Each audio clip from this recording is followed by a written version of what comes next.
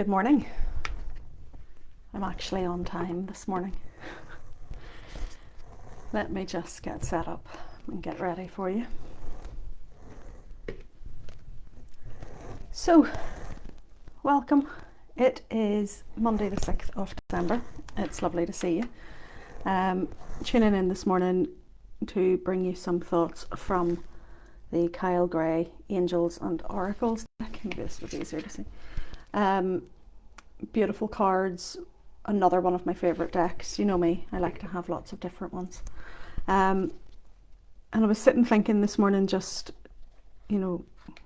what really is the message for this week? And personally for myself, over the weekend, I was taking some time to, quieten down, to get into the cycles of life, to slow down, because that's what nature does at this time, even though all around us is going absolutely nuts. Good morning, Maria. Nice to see you. I hope you're doing well. Everything's going a bit crazy all around us. Everybody's getting busy. Everybody's rushing headlong into the festive period, and there's so much craziness around us. There's so much negativity on the news and in social media feeds, and it's really about time to honour the cycles of your life. Draw yourself within at this point in time. It's really easy to scatter your energy all over the place and to try and be all things to all people, and to try and, some people are wasting a lot of energy fighting with each other, and it's like, right, okay, can we come back into our centre? Can we come back into our space? And we make time for so many different things. We make time for making sure all our chores are done, for making sure all our appointments are met, and for doing everything else. But do we make time for spiritual practice? Do we make time to recharge our batteries? Do we make time for our self-care? And people think sometimes, that self-care is selfish, or that sitting for 20 minutes with your eyes closed meditating is a waste of time. I can assure you it is not. It is not a waste of time, because what it does is it gives you some time. It's like rebooting your computer. It gives you time to just reset and recharge and to find yourself in the craziness and in the busyness. So it's really, really important that you take the time and that you find some time for yourself each day, whether it is only 5 minutes, even only 1 minute, some time just to reset and to recharge and to find yourself. Because by doing that, what happens is you give yourself permission to take on the rest of the day from a place of peace and a place of centered calm.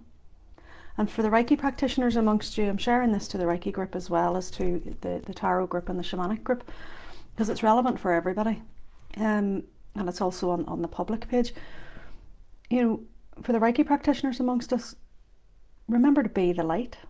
Remember to bring that light into yourself. Remember to bring that Reiki energy in and to actually use it, to give yourself that deep ocean of calm within yourself that you can draw and use that reservoir of energy every day. And then you can spread that light out into the world, because there's an awful lot of darkness out there at the moment, and it's really easy to get sucked in. Really easy to get sucked in.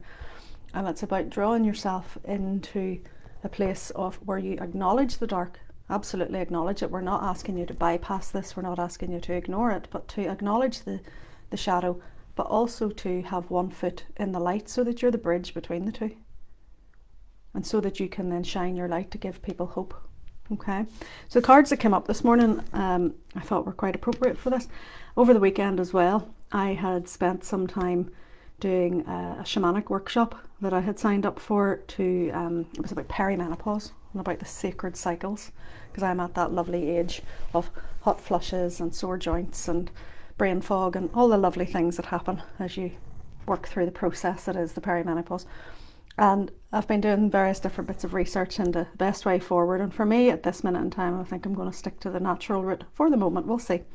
But I was doing a workshop yesterday with the Centre of Shamanism, and it was really, really good. It was a lovely workshop actually, and it was about connecting with the wild woman within. And it's funny because she's shown up in these cards this morning. So it just shows you everything is connected, everything is linked. But the first card that came up this morning was the White Witch, and it says, be the light. So this card is symbolic of the maiden energy, the fresh, youthful energy, but at the same time she is sitting with a horned owl, which represents wisdom. So she is willing to accept the wisdom of those who have a little bit more knowledge.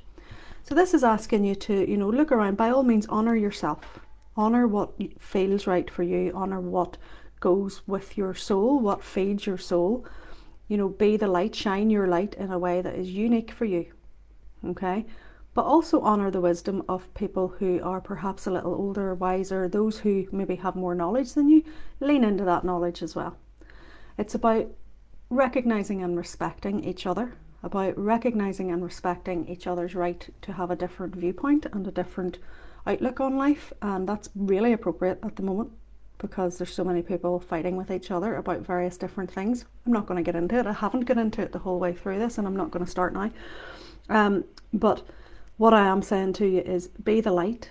So what this is saying to you is when you take time in the morning or in the evening or whatever time works for you, whatever time you can fit your spiritual practice in, to remember that you are made of the cosmic energy. You are made of life force energy. You're made of sparkle and shine and beautiful divine healing light. And when you fill yourself with that, then nothing can attack that.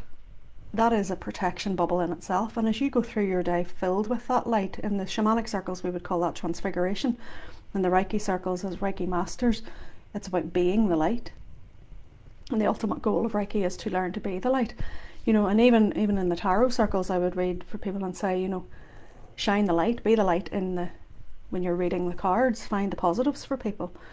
So be the light, have your protected space. That protects your energy, it protects your lovely energy, it keeps you safe, it keeps you grounded, it keeps you protected, and it allows you to then navigate the crazy times with a sense of calm and a sense of purpose, respecting the wisdom from other people and each other's inherent wisdom. Each person knows their own body. Some people are more tuned into it than others, and that's okay. Everybody has their own way of processing what's going on for them. So it's about just allowing that and walking your own path. So the White Witch card asks you to be the light. Okay, it doesn't ask you to blind other people with your light and to force your light down their throat, but it asks you to just simply be the light. And that's all that matters. Okay, when you're being the light, you give other people permission to do the same. The second card, and as I said, over the weekend I was doing a wild woman archetype workshop about perimenopause and cycles, sacred cycles. So it was quite funny this morning that the she-wolf came up in this deck, and it says, unleash the wild within.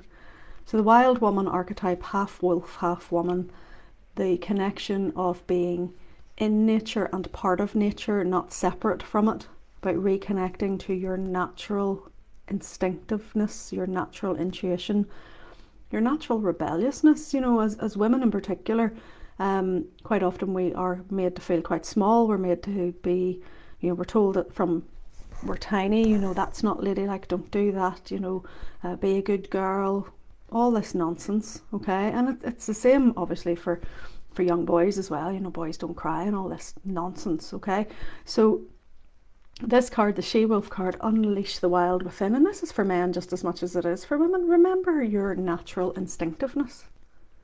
You are born with natural instincts. You are born with gut reactions. You are born with a natural intuition. You're also born with the natural light. It's just over time that we put a lot of lampshades on that and that we disconnect. How do you know you're disconnected? Well, quite often you know you're disconnected whenever you are tired all the time, you are maybe sore all the time, you are perhaps finding the symptoms. For example, I went to this workshop because I'm at that stage in my life where I am perimenopausal and I am full of brain fog, sore joints, tiredness, fatigue. But I also recognise that I am very, very likely disconnected from nature because I have not been out in nature that much. I have been so busy, I have been in front of this computer for so long that I haven't actually been able to get out. And when I change that around and actually get out into nature, I'm so much better. So how do we know we're disconnected? Well, maybe we are sore, maybe we are full of brain fog, maybe we can't think straight, maybe we're sad, maybe we're anxious. So perhaps getting out into nature and mindfully walking in nature, mindfully being out amongst it, allowing the wind to whisper messages to you. In the shamanic groups, if you're watching from the shamanic groups, then Let the messages come to you on the wind. Let the messages come to you through the rain and through the water. Let the messages come to you from Mother Earth, you know, and from the fire within you, the light within you. Bring the elements together. Remember your connection. You're made of all this stuff. So the She-Wolf card asks you to remember your wildness. Remember your... And it's not about being rebellious for the sake of being rebellious, but it's about rebelling against being put in a box that you don't belong in. Okay? It's like we're all told that we have to do certain things and be certain ways and fit into certain societal norms. And we've lived in a patriarchal society for so long that it's time maybe to break out of that, and it's time for the wild woman to be unleashed. How exciting is that? So, final one is the Water Guardian, and she asks you to connect with your emotions. So all of this, water is very symbolic of emotions. It's very easy at the moment to get overwhelmed, but it's really important that, and I said this I think last week and possibly the week before, you need to know what's yours. You need to be working on what emotion is yours. Is it your fear you're feeling, or is it someone else's? Is it your love you're feeling, or someone else's? Is it your anxiety you're feeling, or someone else's? Whose is it? Is it yours? If it is yours, then you need to sit with it. And what I mean when I say sit with it, well, it means just allowing it to be there. Quite often whenever we have a difficult emotion, what happens is we try and push it away, or we try and numb that out by doing something else. You know, so we'll feel a difficult emotion come up and we're like, all of a sudden the house needs cleaned. All of a sudden you have to bleach and clean and scrub, because if you're doing that, you're not thinking. Or all of a sudden you have to scroll mindlessly through your phone and lose yourself on Facebook. Or all of a sudden you have to, you know, you've got to wash the car, or clean the car, or you've got to do something that's numbing. Or sometimes you've just got to eat. Or we numb the pain. We run from it, we hide from it. But what is actually really empowering, and what she asks you to do, is to actually face your emotions, connect with them. Emotion means energy in motion, so it's about allowing it to wash through you like the waves. And when you do that, when you allow the emotion to come through, and you allow that to speak to you, and you allow the emotion to reach a peak and then subside, it moves through you and it moves on. And it clears the way for fresh energy and fresh emotion. Whereas when we numb it and we push it away and we disconnect from it, then we actually make ourselves a bit ill and we get sick. So the Water Guardian asks you to connect with your emotions. So overall, the cards today, the White Witch, be the light. The She-Wolf, unleash your inner wildness. And your Water Guardian, about connecting with your emotions. I think the three of them together are really saying to us, it's time really to connect with yourself. And it goes back to what I said right at the very start. We make time for everything else, but do we make time for ourselves? Do we make time for our self-care, for our spiritual well-being? And it seems that whenever we get busy, our spiritual well-being gets pushed to the side, when in fact that should be the thing that is a complete non-negotiable. It should be just as important as your morning routine of getting up, brushing your teeth, doing the normal things that you do in the morning whenever you're getting ready for your day. You know, having your breakfast, eating, it should be as non-negotiable as that. It's a basic human need. So that's just some thoughts for this week. So go forth, shine your light, unleash your wildness, let it come out, let the wild woman come out to play. And that's whether you're a man or a woman. Let that inner natural warrior rebel come out in a really loving way.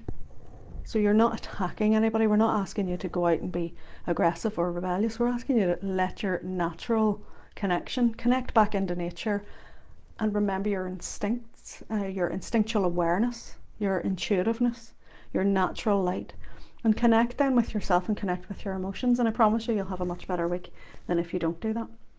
So whatever you're up to this week, I hope you have a great one, and I hope you make time for your self-care, make time for your spiritual well-being. And if you have any comments, please leave them in the comment box below, and I'll get back to you later on today. And it's been lovely to speak to you. See you again next week.